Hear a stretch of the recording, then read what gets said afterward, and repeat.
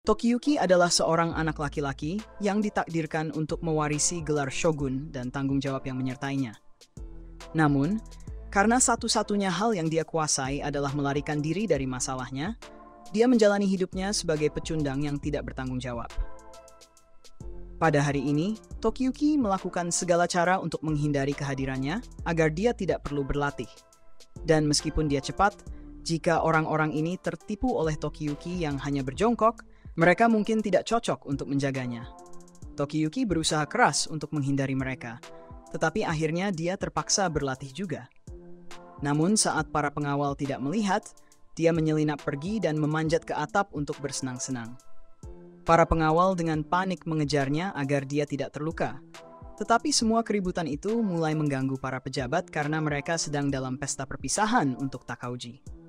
Para pengawal kehilangan jejak Tokiyuki, dan dia merasa sangat senang bersembunyi di antara kuda-kuda, tetapi akhirnya dia tertangkap oleh Takauji. Takauji memuji Tokiyuki karena sangat pandai bermain petak umpet, tetapi dia mengingatkannya bahwa ini bukan saatnya bermain. Dia akan segera berangkat ke medan perang, dan dia berharap bisa membuktikan dirinya. Dia menyatakan kesetiaannya kepada Tokiyuki dan keluarganya dengan membawa kemenangan bagi mereka. Tokiyuki merespons dengan mendoakan Takauji agar sukses dalam misinya. Dan setelah itu, Takauji bangkit untuk pergi bersama temannya yang tampak memiliki wajah muram. Setelah mereka pergi, Kyoko muncul di belakang Tokiyuki dan memberitahunya bahwa dia tidak perlu begitu gugup di sekitar Takauji dan yang lainnya karena dia adalah pewaris shogun. Jadi pada akhirnya dia akan menjadi orang yang memberi mereka perintah. Sebagai bonus, dia akan menikah dengannya. Tetapi Tokiyuki tidak ingat pernah melamarnya. Saat itu juga, Tokiyuki menyadari bahwa para pengawal telah menyusulnya. Jadi Tokiyuki berlari sangat cepat, hingga dia berhasil menendang debu di lantai kayu. Pengawal Kyoko tidak percaya betapa tidak dewasanya Tokiyuki. Meskipun secara teknis dia adalah seorang samurai, dia sama sekali tidak seperti Takauji, dan jika dia akhirnya mewarisi shogun, dia mungkin akan menjadi pemimpin boneka yang nyaris tidak bisa menyelesaikan 3 kalimat sendiri seperti ayahnya. Kyoko tidak melihat ada yang salah dengan menjadi penguasa boneka, karena dia masih bisa menjalani gaya hidup mewah, dan itu membuatnya menjadi kandidat utama untuk dinikahi oleh Kyoko, karena dia adalah seorang pencari harta yang bersertifikat. Sementara itu, para pengawal tidak dapat menemukan Tokiyuki, karena dia adalah ahli dalam bersembunyi saat dia serius. Bahkan, dia begitu bertekad untuk menghindari pelatihan, sehingga dia pernah bersembunyi di dalam peti baju besi selama 2 hari berturut-turut. Ya, sebenarnya akan lebih mudah jika dia mengikuti pelatihan selama 2 jam, tetapi dia ingin membuktikan suatu hal. Para pengawal memeriksa peti tersebut untuk memastikan dia tidak bersembunyi di sana lagi. Tetapi karena mereka tidak menemukannya, mereka pergi mencari di tempat lain. Namun, mereka tidak menyadari bahwa Tokiyuki sedang bergelantungan di atap di atas mereka. Jadi begitu mereka pergi, Tokiyuki turun dan disambut oleh kakaknya yang menawarkan makanan ringan. Mereka berdua naik ke atap untuk berbicara sebentar, dan kakak Tokiyuki memberitahunya bahwa ayah mereka pada dasarnya tidak berguna. Jadi sebaiknya Tokiyuki segera mengambil alih sebagai shogun. Tokiyuki bertanya mengapa kakaknya tidak bisa melakukannya saja karena dia adalah putra tertua. Tetapi menurut adat, karena dia adalah putra seorang selir, dia tidak bisa mewarisi posisi tersebut. Lagi pula, dia juga tidak mau. Saat itu, para pengawal melihat Tokiyuki dan mencoba mengepungnya. Tokiyuki tidak punya tempat untuk lari, tetapi dia berkata, "Pegang anjingku," sebelum berlari turun dari atap dan melompat ke atap sebelahnya. Dia kemudian berlari melintasi area tersebut dan keluar ke desa Kamakura, di mana semua orang senang melihatnya. Tokiyuki akhirnya kehilangan pengawalnya lagi, jadi dia menuju ke pohon sakura yang berdiri sendiri, di mana dia bisa melihat seluruh desa. Dia mencintai desa dan orang-orangnya, jadi dia tidak peduli tentang kehormatan atau status selama dia bisa hidup dengan damai di sini. Orang-orang bisa menyebutnya pemalas atau pengecut jika mereka mau, karena dia tidak masalah dengan itu. Namun, tiba-tiba seorang gadis di tanah berbicara dan memberitahu Tokiyuki bahwa dia bukanlah pemalas atau pengecut. Itu hanyalah aspek kecil dari monster yang terpendam di dalam dirinya. Atau setidaknya, begitu kata ayahnya. Tokiyuki bingung dengan kemunculan mendadak gadis tersebut, Tetapi kemudian seorang pria muncul entah dari mana dan mulai memperkenalkan dirinya. Dia adalah seorang pendeta Shinto bernama Yorishige Suwa, dan dia telah duduk di pohon ini sepanjang hari karena dia meramalkan bahwa Tokiyuki akan muncul di sini suatu saat nanti. Suwa tampaknya sedikit gila, tetapi dia mengurangi kegilaannya sedikit dan memberitahu Tokiyuki bahwa dia datang untuk berdoa untuk desa. Dan karena dia sudah selesai, dia akan menuju ke Shogun untuk melaporkan hasilnya.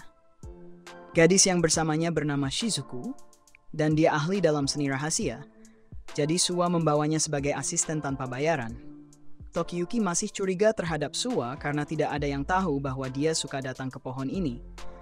Jadi Shizuku menjelaskan bahwa ayahnya benar-benar memiliki kemampuan untuk melihat masa depan, meskipun doanya hampir sepenuhnya tipu muslihat. Suwa memberitahu Shizuku bahwa dia tidak perlu mengatakan bahwa doanya adalah penipuan. Tetapi untuk membuktikan kemampuannya melihat masa depan, dia menatap jiwa Tokiyuki dan melihat bahwa dalam 2 tahun, Tokiyuki akan menjadi seorang pahlawan yang mengguncang fondasi Jepang. Beberapa orang akan menyembahnya, dan banyak orang lain akan sangat takut padanya sehingga dia akan mengubah nasib seluruh negara. Tokiyuki tidak percaya dengan apa yang baru saja dikatakan Suwa. Jadi dia melarikan diri karena dia tidak dibayar cukup untuk menghadapi orang-orang aneh seperti itu. Dia kembali ke rumah dan menceritakan semua tentang apa yang dikatakan Suwa kepada kakaknya.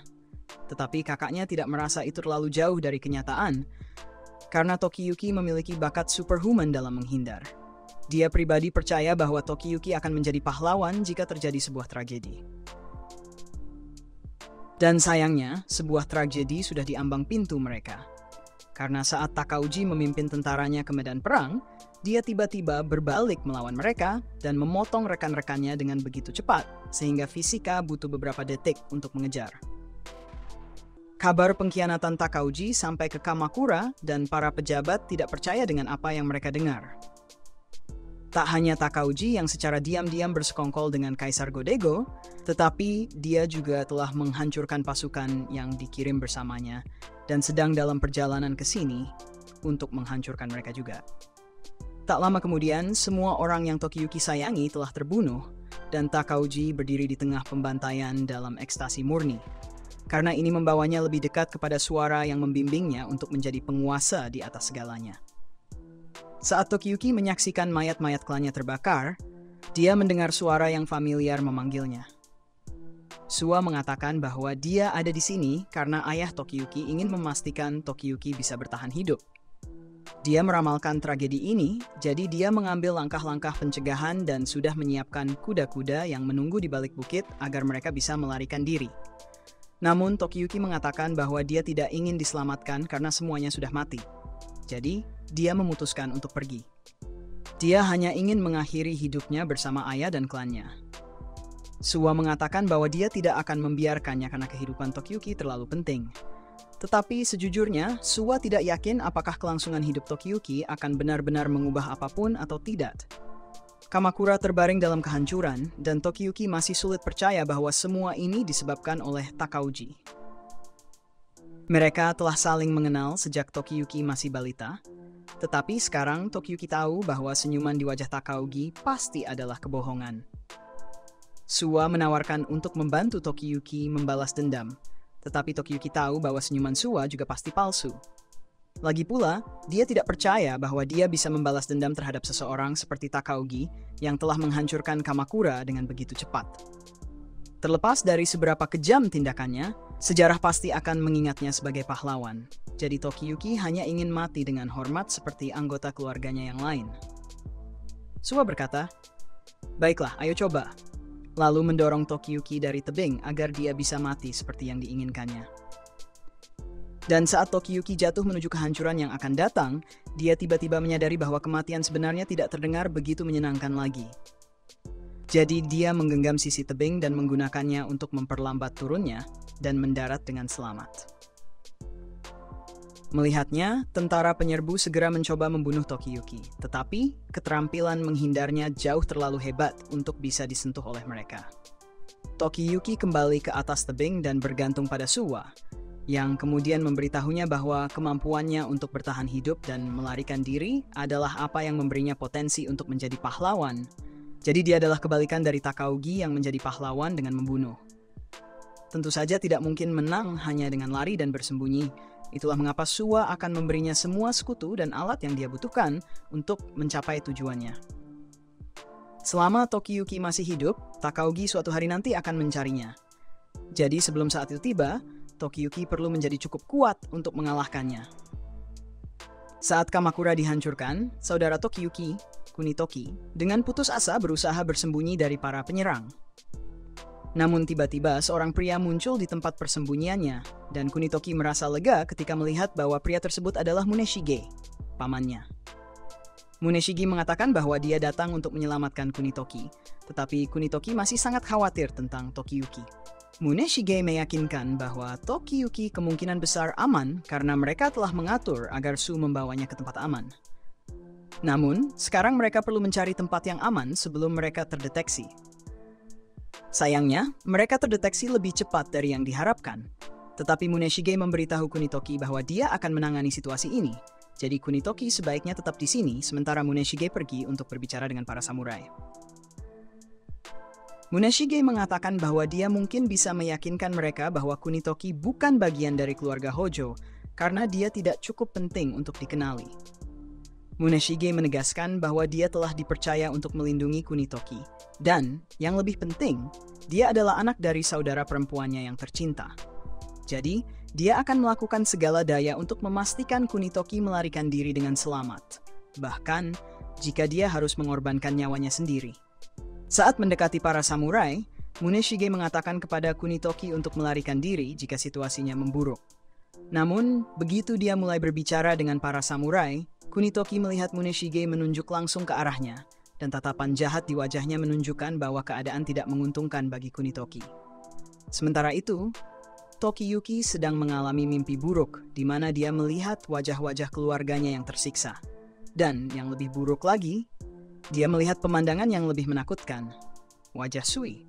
Sui berdiri di atas Tokiyuki dengan aura yang bersinar, dan dia berkomentar betapa lucunya Tokiyuki saat tidur. Shizuku datang, dan meskipun dia tahu betapa sukanya pamannya menonton anak-anak tidur, Sui jelas-jelas membuat mimpi buruk Tokiyuki semakin buruk. Namun Sui tidak peduli dan memutuskan untuk memberikan ciuman ringan di pipi Tokiyuki, yang membuatnya masuk daftar pantauan FBI. Tokiyuki merasakan adanya aktivitas kriminal yang akan terjadi. Jadi saat dia terbangun dan melihat Sui akan menciuminya, dia melompat keluar dari tempat tidur dan memanjat hingga ke langit-langit karena ketakutan. Sui mengatakan bahwa dia mengharapkan hal itu dari Tokiyuki dan keterampilan pelariannya. Tetapi saat diminta menjelaskan dirinya karena mencoba mencium Tokiyuki, dia menjawab, "Ini hanya lelukon, bro." Tokiyuki memberitahukan bahwa ini bukan saatnya untuk lelukon karena mereka masih dalam bahaya besar. Suwa telah mengatakan bahwa mereka akan bisa bersembunyi di wilayahnya, tetapi mereka sudah terjebak di Kamakura selama beberapa hari sekarang dan mereka bisa ditemukan kapan saja. Suwa menjelaskan bahwa alasan mereka belum pergi adalah karena pintu keluar Kamakura lebih dijaga ketat daripada yang dia kira. Jadi mereka harus bersabar sampai patroli-patroli itu mengendur. Tokiyuki mengenali bendera-bendera patroli tersebut. Tetapi samurai di bawah bendera itu adalah orang-orang yang sebelumnya telah bersumpah setia pada Shogun, tetapi akhirnya mengkhianati sumpah mereka dan membantu dalam penghancuran Kamakura. Semua itu dilakukan atas perintah Takauji. Masih sulit baginya untuk percaya bahwa selama waktu yang dihabiskan Takauji bersamanya, dia sedang merencanakan rencana pengkhianatan semacam itu. Shizuku memberitahu Tokiyuki bahwa dia tidak perlu khawatir tentang keselamatan mereka untuk saat ini. Karena jika bahaya datang mencari gubuk mereka, mereka bisa dengan mudah menipu mereka karena pakaian mereka membuat mereka terlihat seperti pendeta. Tokiyuki sedikit tenang dan melepaskan pegangan dari atap, tetapi ada sesuatu yang ingin dia tanyakan kepada Suwa. Sebelumnya, Suwa pernah mengatakan sesuatu tentang merebut kembali negara dengan kemampuan pelariannya yang sangat baik. Tetapi samurai seharusnya bertarung sambil menatap lurus ke depan. Jadi dia tidak tahu bagaimana dia akan merebut kembali negara sambil melarikan diri.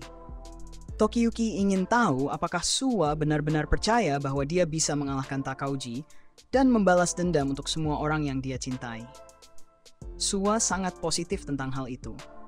Tidak diragukan lagi dalam pikirannya bahwa Tokiyuki akan menjadi pahlawan legendaris karena dia telah melihatnya dengan mata ilahinya.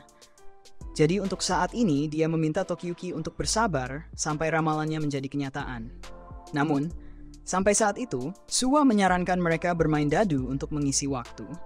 Tetapi sementara Shizuku dan Suwa sibuk menyiapkan permainan, Tokiyuki melarikan diri.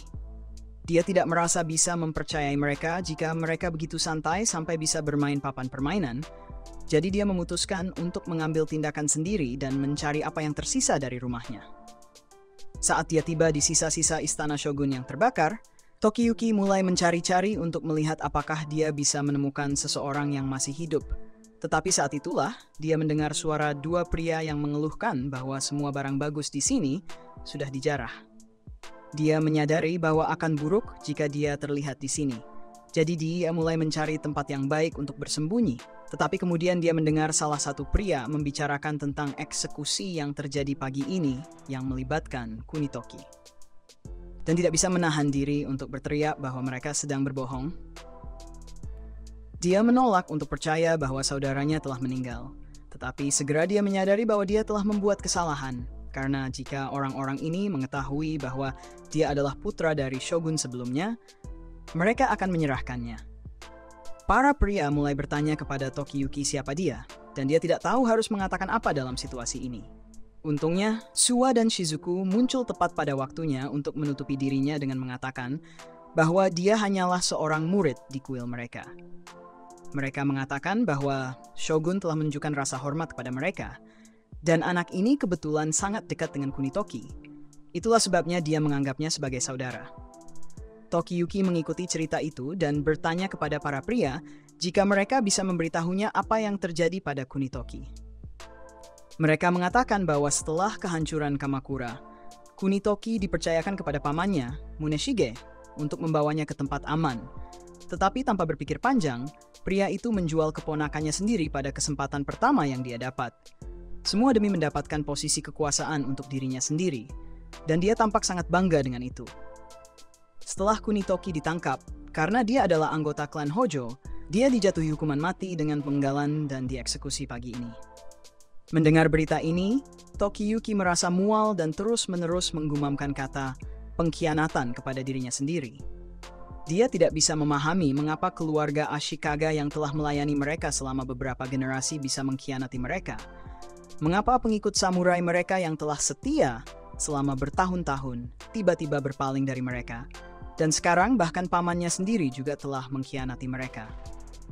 Tampaknya tidak ada seorang pun di dunia ini yang bisa Tokiyuki percayai, dan keputusasaan mulai merayap dalam dirinya.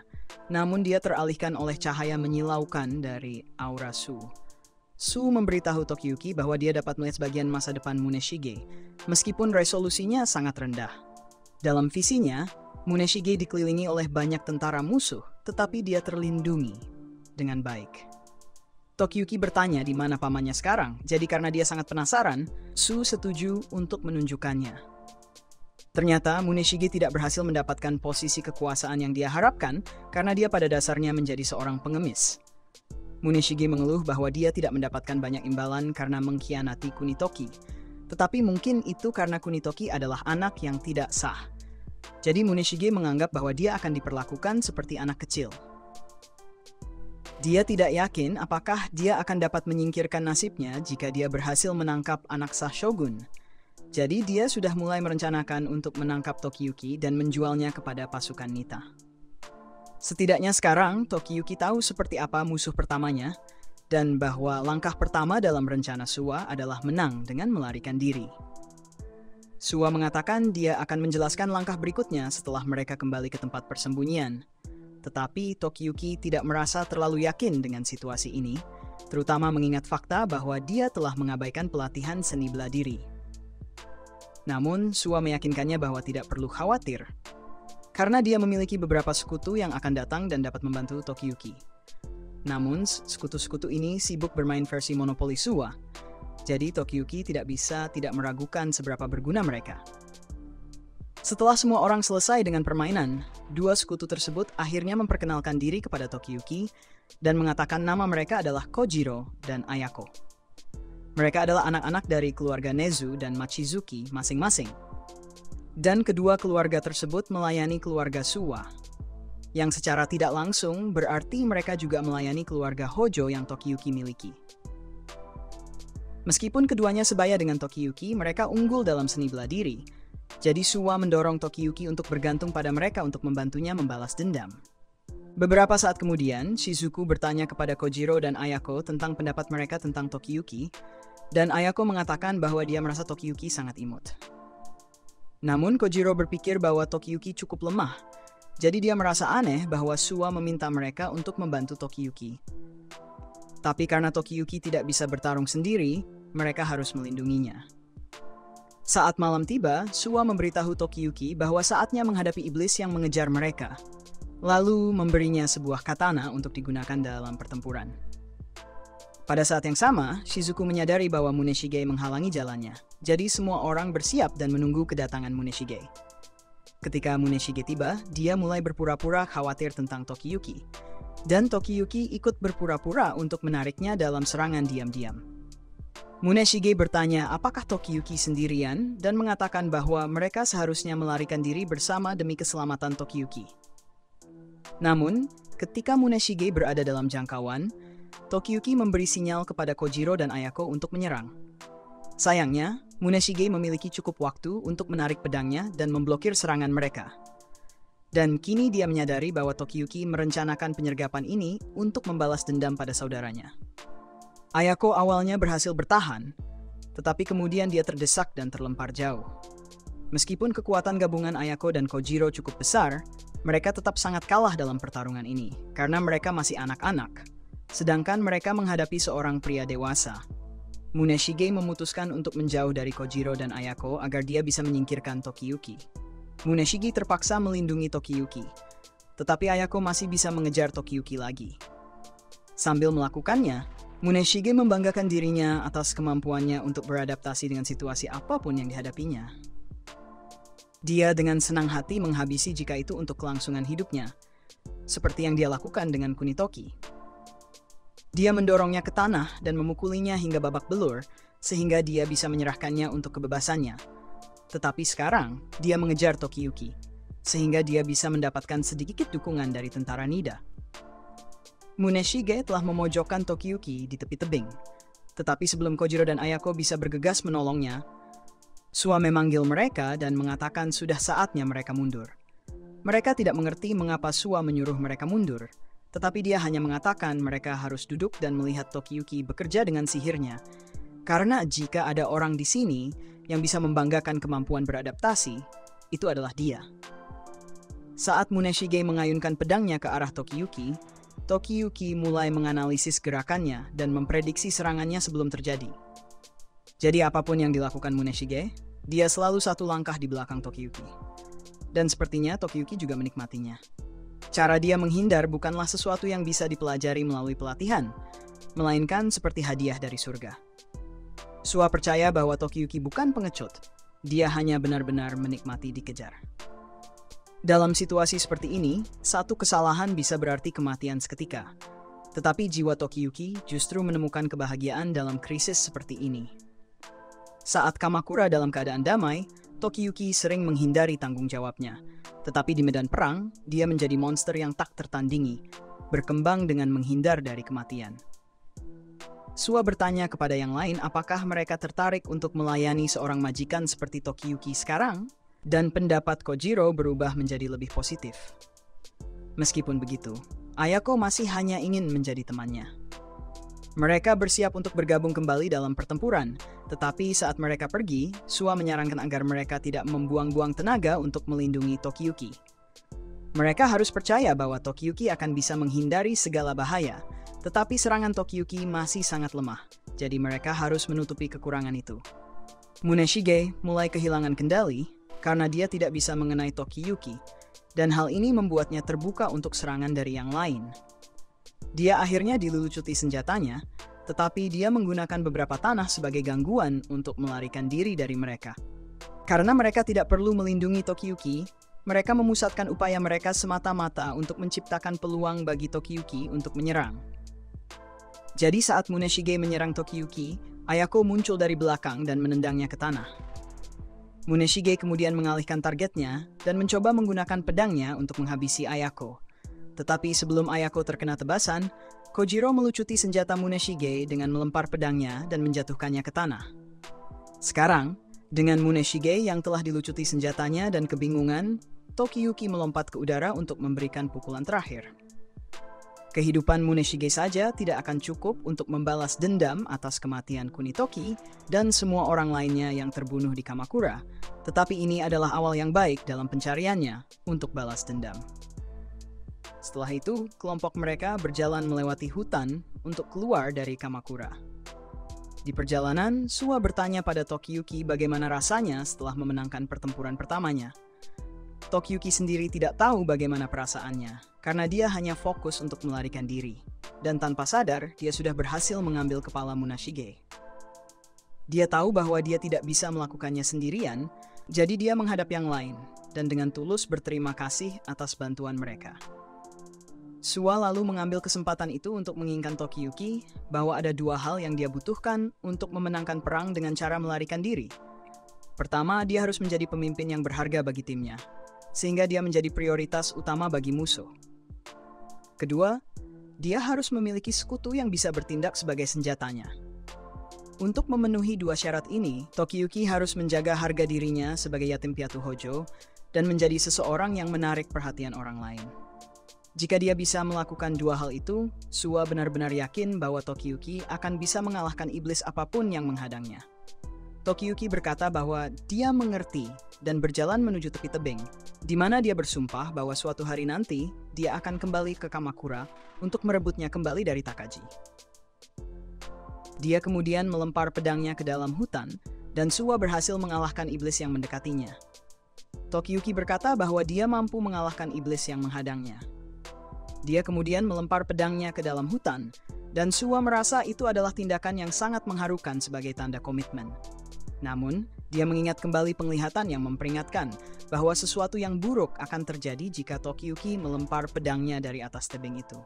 Tiba-tiba, seekor serigala muncul dari hutan dengan pedang Tokiyuki tertancap di punggungnya, dan dia terlihat sangat marah pada Tokiyuki. Jadi, Tokiyuki langsung kabur dengan kecepatan rekor. Mereka berhasil melarikan diri dari Kamakura bersama-sama, dan Tokiyuki pun memulai perjalanannya untuk menjadi pahlawan terbesar di Jepang. Tapi begitu mereka tiba di wilayah Suwa, Tokiyuki mulai kewalahan dengan Suwa.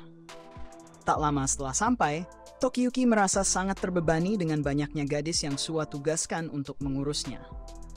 Tapi Suwa dengan polosnya berkata bahwa dia hanya meminta para gadis itu untuk merawat Tokiyuki, membuatkan sarapan, dan memberikan sedikit kontak fisik spesial agar dia merasa lebih baik.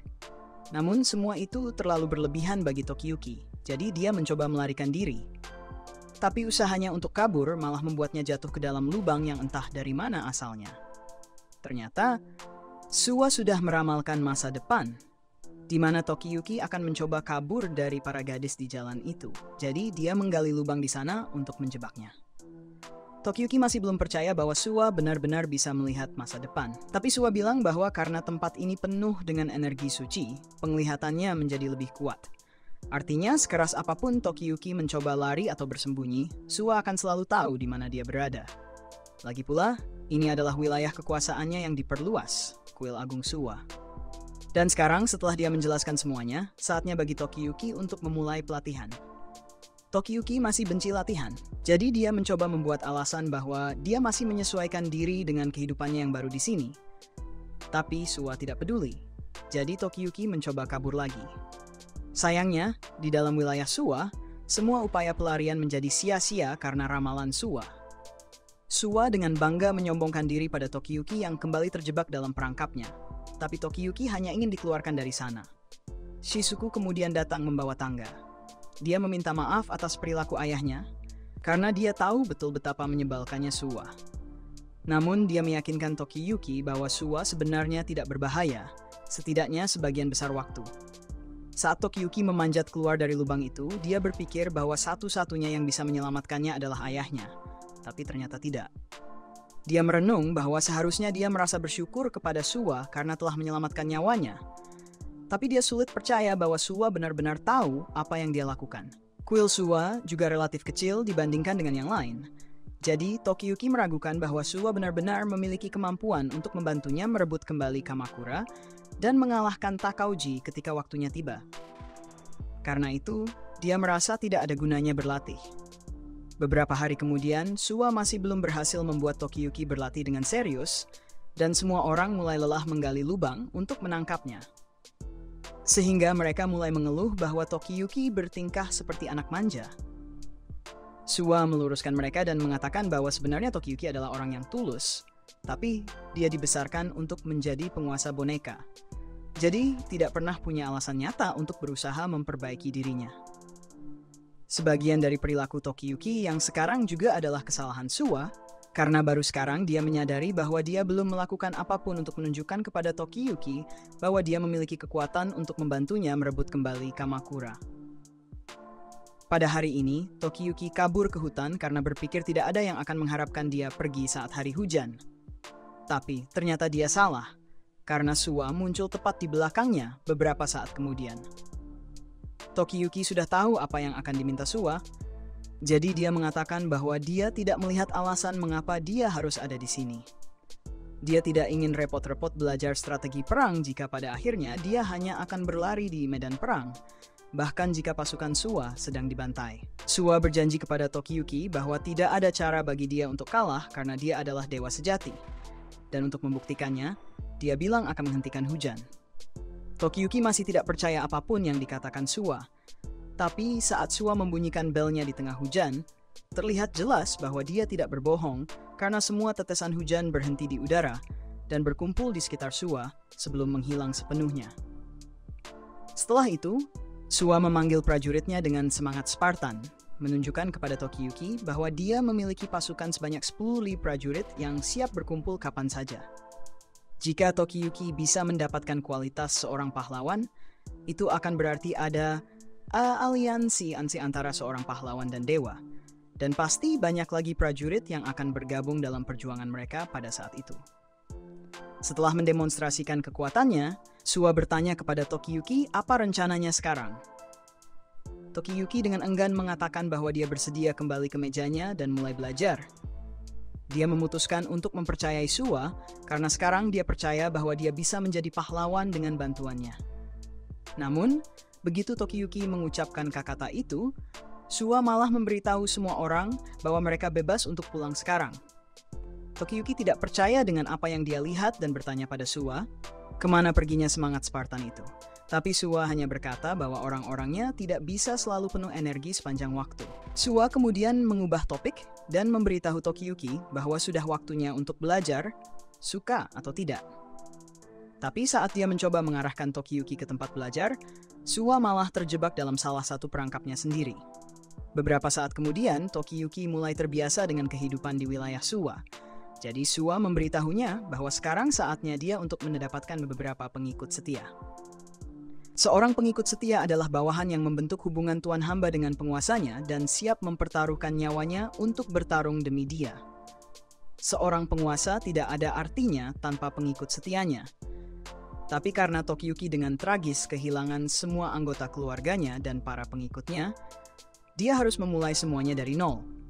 Maka dari itu, Suwa akan memperkenalkan kandidat-kandidatnya sekali lagi. Pertama adalah Kojiro, ahli pedang terhebat di generasi Tokiyuki. Dengan kemampuannya, dia akan menjadi pilihan sempurna untuk memimpin sebagai komandan militer Tokiyuki. Selanjutnya adalah Ayako, dengan kekuatan yang tak tertandingi dan bakat seni yang luar biasa. Bahkan saat di medan perang, dia tetap ceria seperti biasanya. Terakhir, kita punya Shizuku, yang penuh perhatian dan mahir dalam berbagai seni rahasia. Sebagai pelayan, dia akan sangat cocok untuk mengurus urusan-urusan umum di rumah. Meskipun ketiganya mungkin masih seusia dengan Tokiyuki, Suwa meyakinkannya bahwa mereka adalah orang-orang yang bisa diandalkan. Namun, Tokiyuki masih perlu mengenal mereka lebih dekat dan menunjukkan bahwa dia mampu memanfaatkan keterampilan mereka dengan baik. Jika keempatnya hidup bersama, maka pada akhirnya, Tokiyuki akan memiliki hubungan yang erat dengan mereka. Dan dari situ, dia bisa merekrut lebih banyak individu berbakat yang mereka temui di sepanjang jalan. Inilah yang Suwa sebut sebagai awal dari perjalanan seorang pahlawan, meskipun tidak ada yang terlalu peduli dengan referensinya itu. Setelah Suwa berhenti bicara, Kojiro bertanya kepada Tokiyuki apakah ada sesuatu yang perlu mereka lakukan, karena mereka senang membantu dengan cara apapun yang mereka bisa. Tokiyuki senang mendengar bahwa mereka ingin membantunya, tapi dia tidak benar-benar tahu apa yang harus mereka lakukan. Jadi akhirnya dia meminta mereka bermain petak umpet bersamanya. Namun, Kojiro langsung menolak. Mereka semua sudah melihat seberapa cepat Tokiyuki berlari, jadi bermain petak umpet hanya akan menjadi siksaan bagi mereka. Tapi karena Tokiyuki ingin bersenang-senang, Kojiro menyarankan agar mereka semua menyelinap ke rumah-rumah beberapa samurai yang mengkhianati Tokiyuki dan meninggalkan hadiah besar di depan pintu mereka. Ayako bilang dia cuma mau push up, sementara Shizuku bilang dia mau menyumpal ke lereng di sarang semut. Mereka semua punya ide seru yang unik, atau mungkin agak aneh. Jadi Tokiyuki bingung mau ngapain sampai Ayako nyaranin supaya mereka berburu bersama. Ini seru, bisa jadi latihan dan gak melibatkan buang air di rumah orang, jadi Tokiyuki setuju aja. Teman mereka nanya apakah Shizuku boleh ikut berburu karena dia bagian dari kuil. Untungnya, dia bilang gak masalah karena dewa kuil mereka adalah dewa berburu. Jadi berbeda dari kuil lain, mereka sering berburu dan makan daging. Setelah mereka berangkat, seorang pelayan mendatangi Suwa yang lagi mengang daging untuk memberitahunya bahwa Tokiyuki dan yang lainnya sudah pergi berburu. Tapi dia udah melihatnya dalam penglihatan termasuk masalah yang akan mereka hadapi di hutan. Namun, dia yakin ini akan jadi pengembangan karakter yang baik. Jadi dia tidak akan campur tangan. Sementara itu di hutan, kelompok tersebut bekerja sama untuk berburu dengan Shizuku, menakut-nakuti kelinci, dan Tokiyuki ditugaskan untuk menembaknya. Tapi sayangnya, dia tidak bisa membidik dengan baik sehingga meleset dari target. Kojiro bilang dia oke dengan itu. Dia bilang, tembakan itu sudah sangat mendekati target mengingat Tokiyuki yang melakukannya. Jadi dia ingin memberinya sudut pandang yang lebih baik supaya dia bisa mencoba lagi. Dia dengan mudah menebas ranting-ranting pohon, dan begitu ada pandangan yang jelas, dia memberitahu Tokiyuki untuk mencoba lagi. Namun sebelum Tokiyuki bisa melakukannya, Ayako tiba-tiba melemparkan batu besar ke arah kelinci tersebut, membuat Tokiyuki kaget dengan kekuatan yang dimiliki Ayako. Tapi ini bukan pertama kalinya Kojiro melihat Ayako mengubah kelinci menjadi bercak merah di tanah. Namun, kali ini dia meleset dari target. Sehingga kelinci itu masih hidup untuk melihat hari lain. Tapi hidupnya tidak bertahan lama, karena tak lama kemudian muncul babi hutan besar yang menghancurkannya. Kojiro belum pernah melihat binatang sebesar itu. Jadi Shizuku memberitahu mereka tentang rumor yang beredar mengenai babi hutan iblis pemakan daging yang tinggal di hutan ini. Inilah masalah yang sudah dilihat Suwa dalam visinya. Tapi dia percaya penting bagi mereka untuk belajar menghadapi binatang buas yang haus darah, karena Takagi jauh lebih buruk daripada apapun yang bisa mereka temui di hutan itu. Ketika iblis itu melihat kelompok mereka, dia langsung menyerang Tokiyuki. Jadi Ayako segera menariknya ke tempat aman, sementara Kojiro melepaskan tembakan ke arah babi itu. Tetapi kulit iblis tersebut terlalu tebal untuk ditembus oleh panahnya. Jadi dia memerintahkan semua orang untuk mundur ke tempat yang lebih tinggi. Kojiro merasa mereka tidak bisa mengalahkan iblis itu hanya dengan berdua. Jadi dia menyarankan agar mereka melarikan diri kembali ke kuil. Namun, Shizuku menyela dan mengatakan dia yakin mereka bisa memenangkan pertarungan ini. Dia dengan nyaman mengatakan ini dari atas pohon, tetapi dia menyarankan agar yang lain meninggalkan Tokiyuki untuk menghindari iblis sambil memimpin ke arah pohon yang ada di sana. Disitulah Kojiro dan Ayako akan menunggu untuk menyerang. Semua orang setuju dengan ide tersebut, kecuali Tokiyuki yang dijadikan umpan. Namun dia tidak punya waktu untuk protes karena iblis sudah mengitari dan mengejarnya lagi. Dia tidak percaya para retainernya benar-benar menempatkannya dalam bahaya, tetapi sulit untuk membantah keefektifan rencana ini ketika Tokiyuki berhasil menghindari iblis dengan sangat baik. Saat dia memimpin iblis menuju tempat yang ditentukan, Kojiro dan Ayako mempersiapkan serangan mereka yang melibatkan memecahkan sepotong obsidian di tepi tebing. Setelah persiapan selesai, Tokiyuki bertanya apa yang harus dia lakukan dengan iblis tersebut. Kojiro melepaskan panah ke arah iblis untuk menghadapi iblis tersebut, sementara Ayako berusaha menarik perhatian iblis agar menyerang mereka.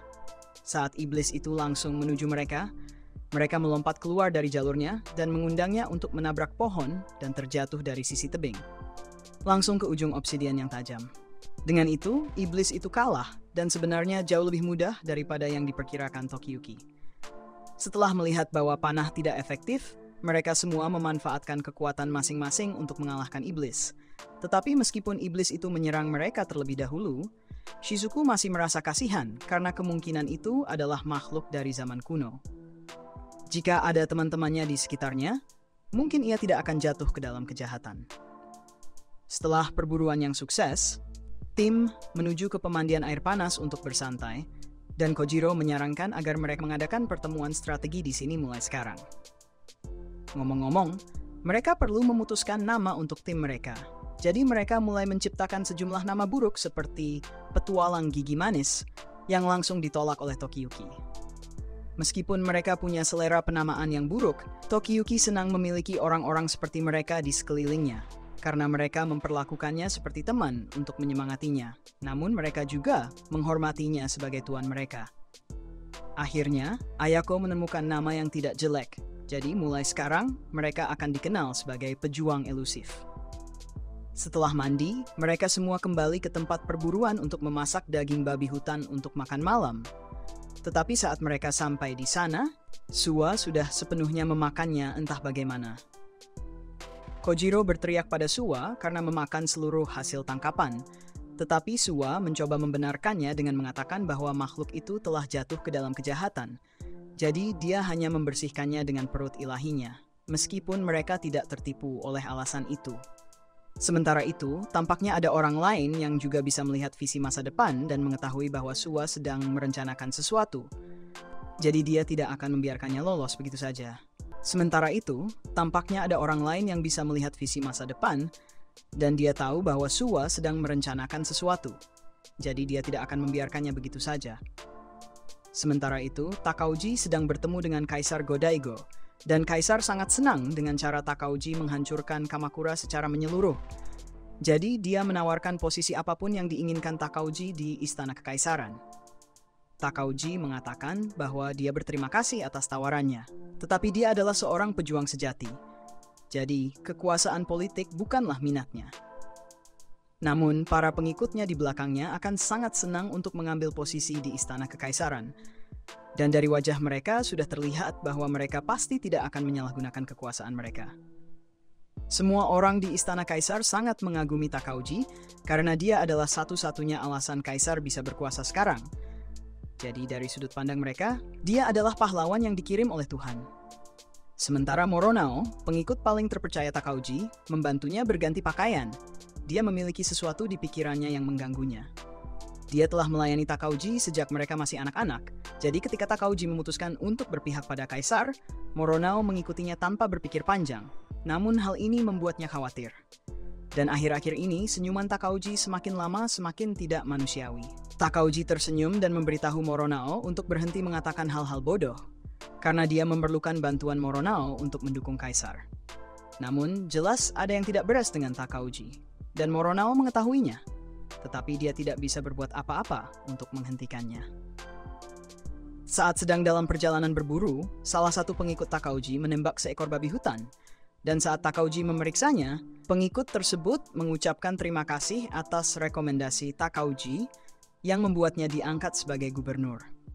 Takauji mengatakan bahwa itu adalah penghargaan yang pantas karena pengikut tersebut adalah orang pertama yang mengkhianati keluarga Hojo dan bergabung dengan pihak Takauji.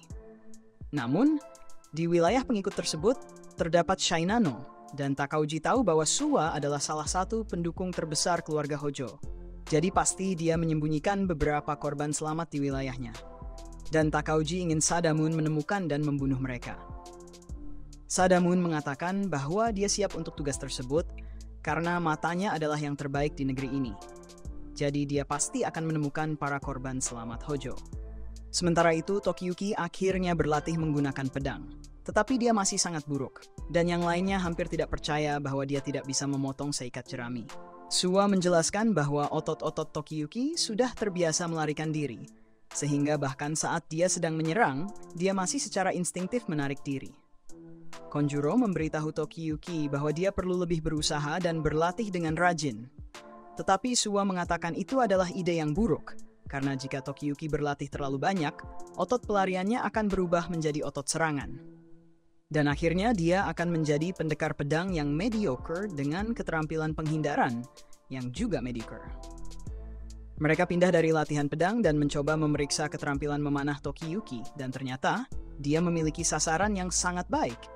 Tokiyuki mengungkapkan bahwa ayahnya sangat suka menonton latihan panahan, jadi dia sering mengambil latihan dengan serius dan menjadi cukup mahir dalam hal itu.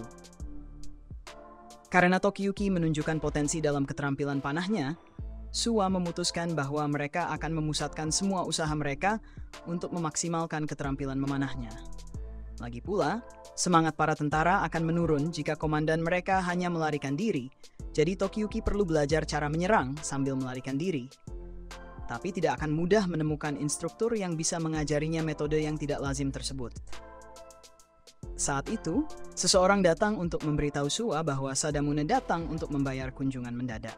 Tokiyuki belum pernah mendengar nama Sadamune sebelumnya, jadi mereka mengira Sadamune mungkin seseorang yang tidak memiliki status sosial yang tinggi. Tapi untuk amannya, Suwa meminta Tokiyuki dan yang lainnya untuk bersembunyi di gudang untuk sementara waktu. Suwa menuju gerbang depan untuk menyambut Sadamune, dan Sadamune segera memberitahu Suwa bahwa dia telah diangkat sebagai gubernur Shinano, yang menjadikannya atasan Suwa sekarang.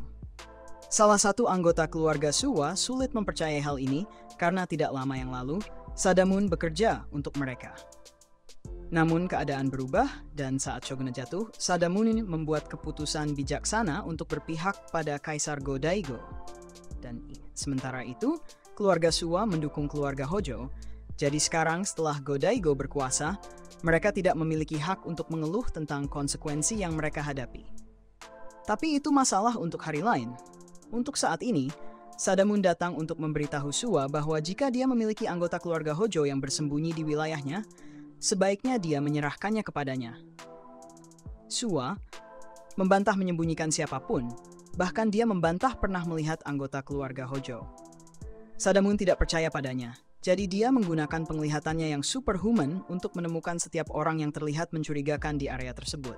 Dia melihat dua prajurit di kejauhan yang mengintai dari balik pohon, seorang pria yang memegang pisau di jaketnya, dan sekumpulan anak-anak yang bersembunyi di sebuah kabin. Dia tidak tahu siapa di antara mereka yang merupakan korban selamat keluarga Hojo, tetapi semuanya tampak sangat mencurigakan. Jadi cepat atau lambat dia akan menemukan siapa mereka dan menangkap mereka. Itu saja yang ingin disampaikan, jadi Sadamune berbalik untuk pergi. Tetapi sebelum dia pergi, dia harus sekali lagi menyalahgunakan kekuasaannya. Jadi dia menembak salah satu pelayan kuil dan memotong telinganya hanya untuk kesenangan semata. Malam harinya, Shizuku memberitahu semua orang bahwa pelayan kuil yang tertembak dalam keadaan baik, dan telinganya seharusnya bisa sembuh dalam waktu dekat. Sadamune adalah seorang pemanah ahli, dan berkat penglihatannya yang superhuman serta keterampilan observasinya, dia memiliki keunggulan besar dibandingkan pemanah lainnya. Sepertinya mereka memiliki gubernur yang sangat merepotkan, dan Kojiro terutama tidak suka dengan tindakannya yang kotor seperti menargetkan pelayan kuil yang sederhana. Dia bertanya kepada Tokiyuki apa pendapatnya tentang situasi ini. Tetapi meskipun Tokiyuki setuju bahwa Sadamune adalah orang yang menjijikkan, dia harus mengakui bahwa dia memang bukan sembarang orang. Dia juga harus mengakui bahwa keterampilan memanah Sadamune sangat mengagumkan. Suwa memahami bahwa Tokiyuki bisa mengenali bakat meskipun karakter seseorang tidak menyenangkan, dan sikap itu pasti akan berguna baginya ketika dia menjadi jenderal nanti. Yang lebih penting, Suwa baru saja menemukan instruktur yang sempurna untuk Tokiyuki. Dia kemudian memberitahu Tokiyuki bahwa dia harus bermain petak umpet dengan Sadamune untuk melanjutkan pelatihannya. Sadamune memiliki dua tujuan saat ini, menemukan Tokiyuki dan melemahkan pengaruh keluarga Suwa dengan cara itu. Sementara itu, Tokiyuki juga memiliki dua tujuan yang harus dicapai. Dia harus tetap tersembunyi dari Sadamune, baik dengan menyembunyikan keberadaannya atau dengan menyembunyikan identitasnya, sambil juga menyerap pengetahuan tentang teknik memanah Sadamune. Sadamune pasti akan menyalahgunakan kekuasaannya sebagai gubernur setiap kesempatan yang dia dapat, jadi akan banyak peluang untuk belajar darinya. Tokiyuki merasa ide ini sangat menarik, Jadi rencana pun disusun untuk menarik Sadamun kembali ke kuil. Tidak butuh waktu lama, karena begitu Sadamun mengetahui bahwa ada kompetisi menembak anjing di kuil Suwa, dia merencanakan untuk merusak acara tersebut sambil mencari anjing itu. Dia kemudian pergi ke kuil untuk menemukan anjing tersebut, yaitu korban selamat keluarga Hojo. Pada hari kompetisi, semua orang bersenang-senang kecuali Kojiro, yang tidak berhasil menembak satupun anjing. Giliran Tokiyuki berikutnya. Jadi Shizuku mengucapkan semoga beruntung kepadanya. Tetapi Suwa mengingatkan bahwa dia tidak bisa menggunakan nama asli Tokiyuki saat ini, karena bisa membuat Sadamune menyadari siapa dia. Sebagai gantinya, Suwa memberitahu Shizuku untuk menggunakan nama samaran saat merujuk pada Tokiyuki. Jadi Shizuku mulai merona dan bertanya apakah dia bisa memanggil Tokiyuki kakak mulai sekarang. Setelah itu, terjadi keheningan canggung. Jadi Shizuku melarikan diri dan Tokiyuki tidak tahu apa yang baru saja terjadi. Tetapi dia tidak punya waktu untuk memikirkannya. Karena beberapa saat kemudian, Kojiro datang berlari untuk memberitahu Tokiyuki bahwa Sadamune telah datang. Dia tiba-tiba datang tanpa pemberitahuan dan mengatakan bahwa dia ingin berpartisipasi. Dan tentu saja, Suwa tidak punya hak untuk menolak keinginannya. Karena dia adalah gubernur. Sadamun diizinkan untuk berpartisipasi, jadi dia diberitahu tentang aturan permainan, yaitu setiap peserta hanya diperbolehkan memiliki 5 anak panah non-mematikan, dan penilaian akan dilakukan berdasarkan tempat anak panah mengenai sasaran dan postur yang digunakan untuk menembak. Dia memulai putarannya, jadi anjing-anjing dilepaskan dan Sadamun mulai berlari, menembaki mereka dengan akurasi yang sangat tinggi. Tokiyuki sangat terkesan dengan teknik dan sasaran Sadamun yang sempurna, tetapi Suwa terlihat ketakutan di sudut ruangan. Namun bukan karena Sadamun, melainkan karena dia baru saja melihat ke masa depan dan mengetahui bahwa menembaki anjing dianggap sebagai kekejaman terhadap hewan di tahun 2000-an. Jadi dia mencoba merasionalisasi kemungkinan bahwa dia bisa dibatalkan karena mengadakan kompetisi ini, meskipun anak panahnya tidak mematikan. Setelah Sadamun selesai mengambil tembakannya, dia bertanya kepada wasit tentang posisinya saat ini dan tidak mengejutkan, dia diberitahu bahwa dia sekarang berada di posisi pertama. Sadamun mengejek orang-orang di wilayah Suwa yang kalah dari peserta mendadak, tetapi orang-orang dengan penuh keberanian mengatakan bahwa masih banyak pemanah kuat di sini yang bisa mengalahkannya. Namun, Sadamun tampaknya tidak yakin, jadi dia ingin bertaruh dengan Suwa. Dia akan menghadapi satu pemanah dalam pertandingan 1 lawan 1 di wilayah Suwa. Dan jika dia menang, maka Sadamune akan diizinkan untuk mencari di rumah-rumah setiap orang yang dia anggap mencurigakan, tanpa ada konsekuensi apapun meskipun dia melakukan kejahatan dalam prosesnya. Kojiro sangat marah bahwa Sadamune akan mengajukan taruhan yang tidak adil seperti itu. Tetapi Suwa mengatakan bahwa mereka tidak bisa menentangnya sembarangan karena Sadamun diangkat oleh kaisar sebagai gubernur. Namun jika dia mengungkapkan niatnya melalui taruhan, itu memudahkan Suwa. Suwa menerima taruhan Sadamun, tetapi dengan syarat yang ditetapkan Sadamun, jika pihak Suwa menang, maka Sadamun tidak akan diizinkan dan tidak akan memiliki wewenang untuk mencari di wilayah mereka lagi. Sadamun tertawa sendiri memikirkan betapa bodohnya Suwa menerima taruhan itu karena tidak ada cara seseorang di sini bisa mengalahkannya. Setelah dia menang, jika dia menemukan korban selamat Hojo, maka dia akan memiliki alasan yang kuat untuk menyebut Suwa sebagai kriminal dan menghukumnya dengan hukuman mati. Dan dari sana dia bisa melakukan apapun yang dia mau dengan wilayah Suwa. Karena mereka telah sepakat tentang taruhan tersebut, Sadamun bertanya siapa pejuang kuat yang akan dia hadapi. Suwa mengatakan bahwa mereka tidak perlu pejuang kuat untuk mengalahkan seseorang seperti Sadamun. Itulah sebabnya dia akan mengirim seorang anak sebagai lawan. Baik Sadamun maupun Tokiyuki terkejut dengan pilihan Suwa. Tetapi Suwa memperkenalkan Tokiyuki sebagai Chojimaru dan mengatakan bahwa dia adalah orang yang paling tidak kompeten yang mereka miliki. Jadi seharusnya adil jika Sadamun harus melawannya. Sadamun sangat marah pada saat ini, tetapi Suwa melanjutkan dengan mengatakan bahwa akan membosankan jika semuanya dilakukan dengan cara yang normal. Suwa kemudian menyarankan agar para kontestan juga diizinkan untuk menembaki satu sama lain. Tentu saja, Sadamun bisa menolak jika dia mau, tetapi hanya jika dia baik-baik saja dengan dianggap sebagai pengecut. Orang-orang mencoba meminta Suwa untuk berhenti memprovokasi Sadamunen, karena kemampuan tempur Tokiyuki tidak cukup baik untuk mendukung klaim Sua. Dan sebenarnya, mereka tidak mengerti mengapa Sua akan mengirim Tokiyuki melawan Sadamun sejak awal. Sua menjelaskan bahwa ini adalah kesempatan besar untuk mempercepat pelatihan Tokiyuki, karena melawan seorang master adalah kesempatan utama untuk belajar. Dan Sua sudah melihat visi masa depan, yang mengatakan jika Tokiyuki mengikuti kontes ini, maka masa depan yang cerah penuh dengan pertumbuhan menunggunya. Dan yang lebih penting, setelah pertarungan, dia dijamin akan mempelajari keterampilan baru yang keren. Meskipun Tokiyuki tampaknya masih belum yakin. Sua menjelaskan dan bertanya kepada Tokiyuki pilihan apa yang ingin dia buat. Sebagai seorang Jenderal Hojo, dia bisa memilih opsi yang berbahaya dan berkembang sebagai pejuang, atau dia bisa melarikan diri dan menghindari masalahnya sepenuhnya. Ketika Sua mengungkapkannya seperti itu, hanya ada satu jawaban jelas yang bisa diberikan Tokiyuki.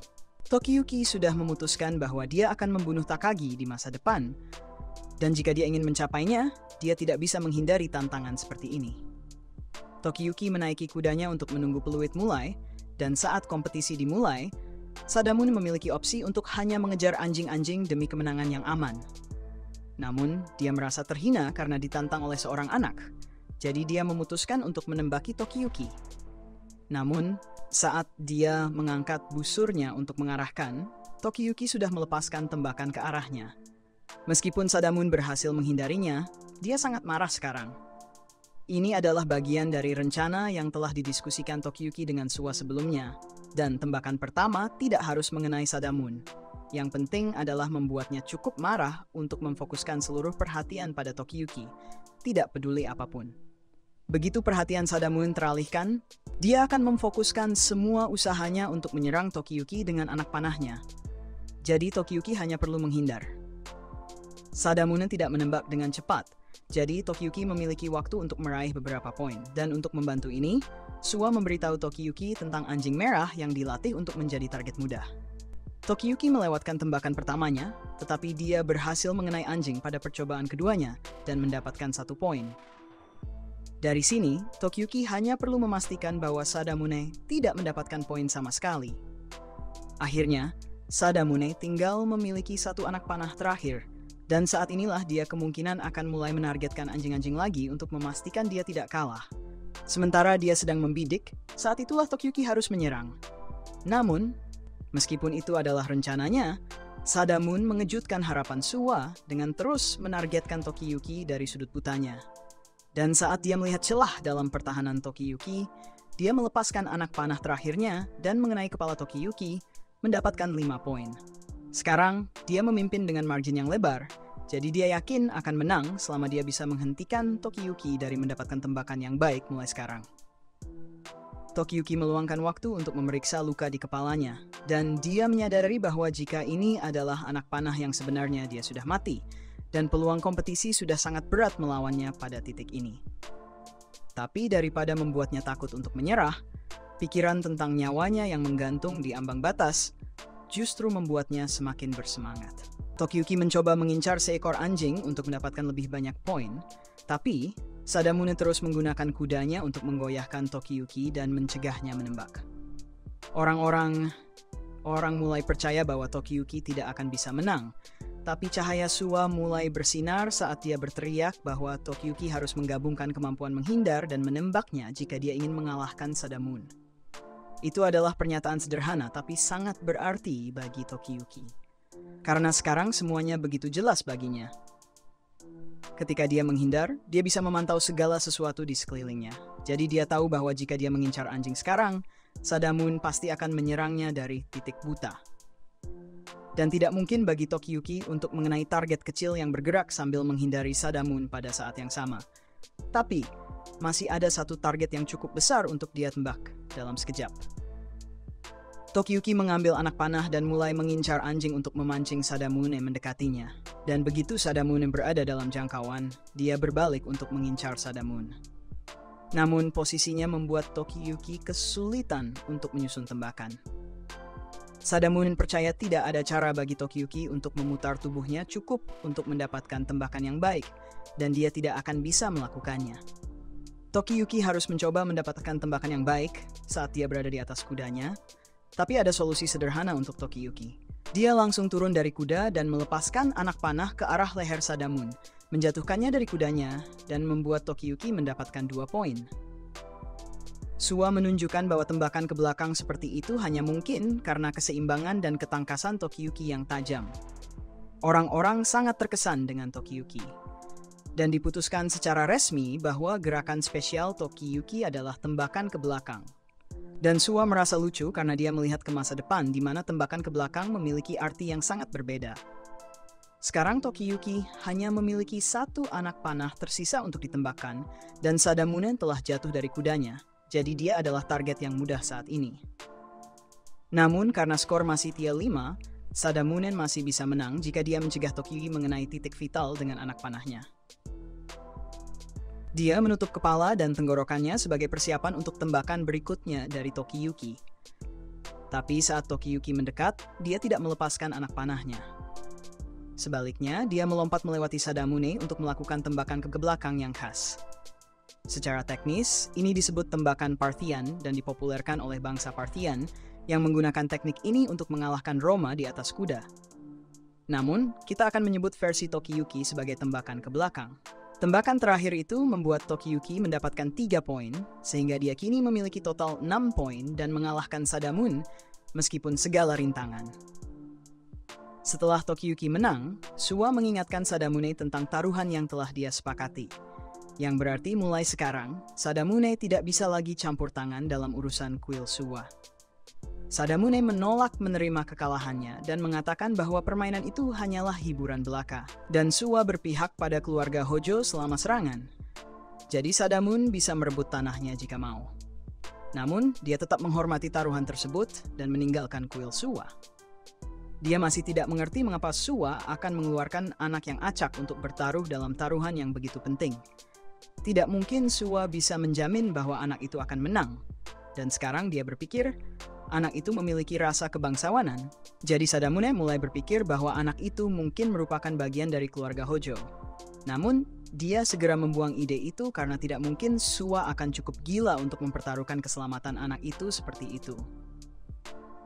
Sementara itu, setelah Suwa selesai mempertaruhkan nyawa Tokiyuki, dia mengambil langkah-langkah untuk memastikan keselamatan Tokiyuki dengan mengatur agar orang-orang menyebarkan rumor tentangnya di seluruh negeri. Dengan cara ini, para tentara akan terpaksa menyelidiki semua rumor yang beredar, dan hal itu akan mengalihkan perhatian dari pelatihan Tokiyuki, sehingga dia bisa tumbuh lebih kuat tanpa gangguan.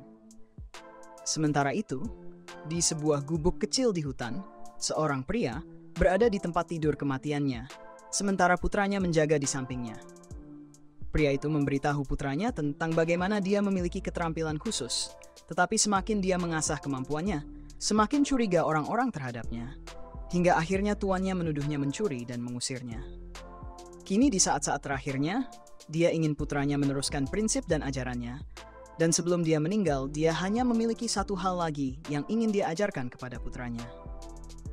Wanita mungkin meninggalkanmu, dan teman-temanmu mungkin meninggalkanmu, tapi ada 1 hal yang selalu bisa kau percayai, yaitu uang, anakku. Sekarang pergilah dan gunakan keterampilanmu untuk menghasilkan uang. Genba mengambil kata-kata ayahnya dengan serius, lalu dia memasuki karirnya sebagai pencuri. Keesokan harinya di kuil Suwa, Tokiyuki kesulitan melakukan pekerjaan fisik untuk pertama kalinya dalam hidupnya. Dia tidak mengerti mengapa dia harus melakukan ini jika tidak ada hubungannya dengan pelatihannya. Tapi Suwa menjelaskan bahwa karena Tokiyuki berpura-pura menjadi pencuri, dia tidak sedang melakukannya. Dia berpura-pura menjadi salah satu pekerja kuil. Akan aneh jika dia tidak melakukan pekerjaan rumah sama sekali dan mereka tidak bisa kehilangan perhatian jika musuh kembali muncul. Namun, satu-satunya musuh yang mungkin muncul adalah Sadamun.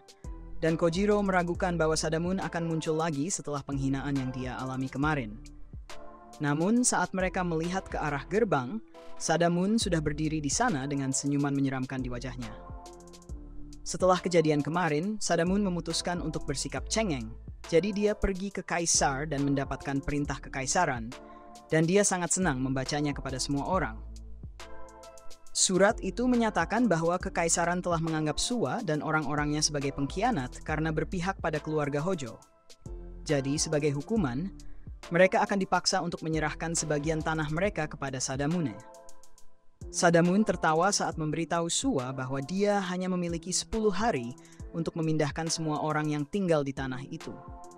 Tapi dia berhenti sejenak untuk menatap Tokiyuki dengan tajam, karena dia masih menyimpan dendam atas kontes panahan. Malam itu, Suwa mengadakan rapat dengan semua pelayannya, dan mereka sangat marah dengan situasi yang diciptakan oleh Sadamune. Mereka telah mengusahakan tanah ini selama beberapa generasi, jadi mereka tidak bersedia menyerah tanpa perlawanan. Tapi Suwa memberitahu mereka bahwa ini belum saatnya untuk bertindak. Sadamune membawa dekret kekaisaran, dan jika mereka menentang perintah kekaisaran, mereka akan menjadi musuh istana, yang akan menyebabkan kehancuran mereka sebelum pelatihan Tokiyuki selesai. Dia meminta mereka semua untuk bersabar dan menunggu waktu yang tepat, tetapi untuk saat ini, mereka tidak bisa melakukan apa-apa. Dia menutup rapat dan meminta semua orang untuk kembali ke rumah mereka. Tetapi dia meminta Tokiyuki untuk tetap tinggal karena dia ingin membahas sesuatu dengannya. Setelah mereka sendirian, Tokiyuki bertanya kepada Suwa apa rencananya mengenai Sadamune, karena jika keadaan terus begini, orang-orang di sini akan kehilangan banyak rumah dan ladang mereka. Suwa merasa senang Tokiyuki peduli untuk memberikan keadilan kepada orang-orang, tapi rasa keadilan saja tidak selalu cukup untuk menyelesaikan masalah. Suwa memberitahu Tokiyuki bahwa dia telah memikirkan untuk menambah anggota baru ke Elusive Warriors, khususnya pencuri bernama Genba. Tokiyuki merasa bingung mengapa Suwa ingin menambahkan pencuri ke tim, tetapi Suwa memberi alasan yang baik karena seorang pencuri menggunakan berbagai trik untuk mendapatkan target mereka, dan bisa masuk dan keluar dari suatu lokasi tanpa terdeteksi. Tokiyuki terkesan dengan keterampilan yang dimiliki Genba, tapi dia masih belum mengerti mengapa Suwa ingin merekrut Genba. Suwa menjelaskan bahwa dia ingin Genba mencuri dekret kekaisaran dari tangan para pengikut Sadamune. Itu terdengar gila bagi Tokiyuki, tetapi menurut informasi yang dimiliki Suwa di Kyo, proses penerbitan dekret kekaisaran memakan waktu lebih lama daripada di DMV. Jadi jika mereka berhasil membuat dekret Sadamune menghilang, mereka akan mendapatkan sedikit waktu tambahan. Tokiyuki berpikir bahwa mencuri itu salah, dan memang benar, tapi itu hanya ilegal jika kamu tertangkap. Tokiyuki akan belajar bahwa bahkan para penjahat bisa menjadi pengikut yang berguna. Jadi dia pergi untuk malam itu, dan saat dia pergi, asisten Suwa bertanya apakah benar-benar aman mengirim Tokiyuki dan yang lainnya untuk mencari Genba sendiri. Suwa berpikir akan baik-baik saja, karena meskipun Tokiyuki mungkin masih anak-anak, dia tetap memiliki potensi menjadi tuan yang handal. Keesokan harinya, Tokiyuki dan yang lainnya tiba di desa tempat Genba berasal, jadi mereka menarik perhatian beberapa orang di sekitar dan memberitahu mereka bahwa mereka sedang mencari Genba. Orang-orang tersebut ramah dan tampaknya ingin membantu Tokiyuki dan teman-temannya, tetapi situasinya buruk. Tokiyuki dan teman-temannya mendengar nama Genba. Mereka semua dengan cepat menggunakan kekuatan kecepatan mereka dan berlari kembali ke rumah mereka agar tidak terlibat dengan Genba. Dan aku bisa mengerti mengapa, karena Genba tiba-tiba muncul di belakang Tokiyuki dan yang lainnya begitu mendengar namanya disebut. Tokiyuki sangat ketakutan, jadi Kojiro dan Ayako datang membantunya. Genba sudah melompat ke pohon dan Tokiyuki juga mengikuti. Genba memberitahu mereka bahwa dia mendengar mereka mencarinya, jadi dia ingin tahu apa urusan mereka dengannya. Tokiyuki berkata bahwa dia berasal dari kuil Suwa dan ingin menambah Genba sebagai salah satu pengikutnya. Tapi, Genba sudah tahu semua tentang Tokiyuki yang merupakan penyintas keluarga Hojo, dan dia bisa mendapatkan banyak uang jika dia menjual Tokiyuki kepada Sadamune. Namun, sebelum yang lainnya mencoba menyerangnya, Genba meminta mereka untuk tenang karena masih ada ruang untuk negosiasi. Dan sementara mereka tidak melihat, dia juga berhasil mencuri semua dompet mereka. Jadi Tokiyuki sudah terkesan dengan keterampilan Genba. Namun, untuk mendapatkan kerjasama Genba tidaklah murah. Genba mengatakan bahwa dia ingin dibayar 5 juta yen agar tidak menjual Tokiyuki kepada Sadamune, dan 5 juta yen lagi untuk setiap tugas yang diminta Tokiyuki. Tokiyuki terkejut mendengar bahwa Genba meminta uang, dan Genba percaya bahwa keterkejutan Tokiyuki disebabkan oleh kenyataan bahwa dia tidak ingin membayar sebanyak itu. Namun, alasan sebenarnya adalah karena Tokiyuki merasa imbalan seperti itu terlalu sedikit untuk Genba. Sejujurnya, Tokiyuki sebenarnya bersedia menawarkan sebuah provinsi atau sesuatu yang setara setelah dia merebut Kamakura. Genba akan menjadi pengikut yang terhormat dan memberikan kontribusi besar. Tapi karena Genba hanya meminta uang, Tokiyuki merasa bahwa Genba sangat rendah hati. Genba bingung dan tidak tahu harus berpikir apa. Jadi Shizuku mendekatinya dan meyakinkannya bahwa Wilsuwa akan memastikan pembayaran untuk kebutuhan sehari-hari Genba. Tapi dia bertanya, apakah Genba benar-benar hanya ingin uang? Lagi pula, jika Tokiyuki memberikan sebuah provinsi kepada Genba, dia bisa mendapatkan beberapa kali lipat dari jumlah yang diminta. Dan bahkan lebih banyak lagi. Dan Kojiro menyebutkan bahwa dengan membantu Tokiyuki sekarang, Genba akan mendapatkan dukungan seumur hidup dari calon penguasa di masa depan. Jadi bukankah itu taruhan yang layak? Genba melarikan diri untuk menghentikan mereka dari membisikkan hal-hal di telinganya. Dan meskipun dia awalnya berharap bisa menipu beberapa uang dari Tokiyuki, dia mengatakan dia baik-baik saja membantu Tokiyuki untuk saat ini. Tapi dia memiliki satu syarat jika Tokiyuki ingin dia mencuri dekret kekaisaran milik Sadamun. Genba tidak bersedia mempertaruhkan nyawanya sendirian untuk sebuah pekerjaan yang belum dia percayai. Jadi dia hanya akan melakukannya jika Tokiyuki ikut bersamanya. Saat mereka mendekati kediaman Sadamun, mereka melihat gudang tempat Sadamun kemungkinan menyimpan dekret kekaisaran.